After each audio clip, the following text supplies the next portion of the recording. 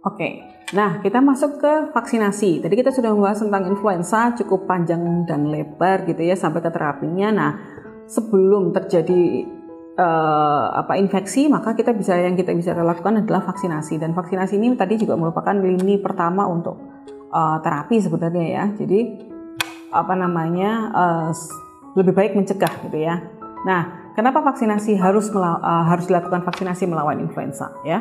Karena kita terbatas ya dengan pengobatan yang tersedia. Kalau terjadi outbreak, nah itu akan jadi lebih repot karena pengobatan yang tersedia menjadi tidak cukup untuk memenuhi kebutuhan di seluruh dunia. Kemudian vaksinasi ini juga bisa mewakili first line intervention ya, karena sebelum terkena mending divaksinasi dulu gitu ya.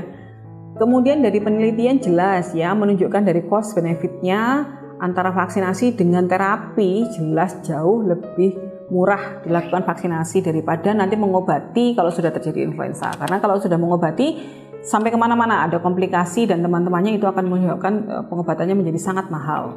Nah, mengapa vaksinasi influenza itu penting ya? Karena angka kejadiannya tinggi pada semua tingkatan umur dan pada orang dewasa influenza sangat sering terjadi ya. Terutama juga pada orang tua, kalau sudah terkena komplikasinya angka kematiannya menjadi sangat tinggi ya. Kemudian cakupan vaksinasi influenza ini masih cukup rendah sehingga target kita untuk mengurangi angka kesakitan karena influenza ini menjadi masih rendah gitu ya. Nah, vaksinasi jelas tadi ya terhadap influenza memberikan keuntungan biaya atau penghematan. Nah, WHO juga sudah merekomendasikan dilakukan imunisasi sehubungan dengan ancaman flu pandemik yang kemungkinan akan berulang setiap sekian tahun, apalagi kalau nanti terjadi mutasi.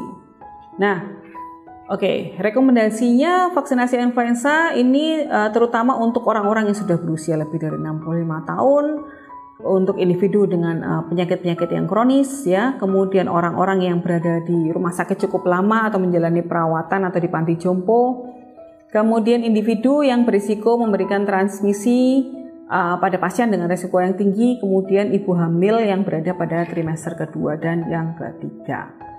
Nah, kapan dilakukan vaksinasi influenza ya? Karena virus influenza ini terdapat di seluruh dunia, maka pada daerah dengan 4 musim ya itu dilakukan Oktober sampai dengan April pada belahan kutub utara ya, dan Mei sampai dengan September pada belahan kutub selatan gitu ya. Jadi karena ini berhubungan dengan musim dinginnya.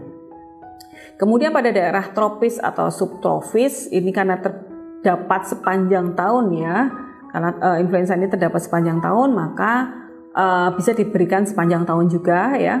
Dan virus flu ini seringnya karena terjadi pada musim pancaroba, jadi pergantian musim itu, jadi bisa dilakukan juga sebelum terjadi pergantian musim ya. Berapa sih dosis vaksin influenza ya? Dosis vaksin influenza ini diberikan 1 dosis hanya 0,5 mililiter ya. Nanti harus diulang setiap tahun. Kenapa? Karena kekebalannya itu akan menurun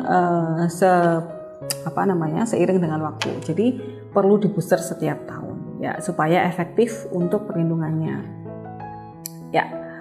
Oke, alhamdulillahirobbilalamin. Vaksinasi tadi adalah merupakan slide penutup dari New Emerging Disease kuliah pada kali hari ini. Semoga kuliahnya bermanfaat dan bisa menambah pengetahuan nanti terutama untuk adik-adik yang memang tertarik untuk menjadi tenaga kesehatan haji pada saat mendatang. Demikian dari saya, kurang lebihnya mohon maaf. Wassalamualaikum warahmatullahi wabarakatuh.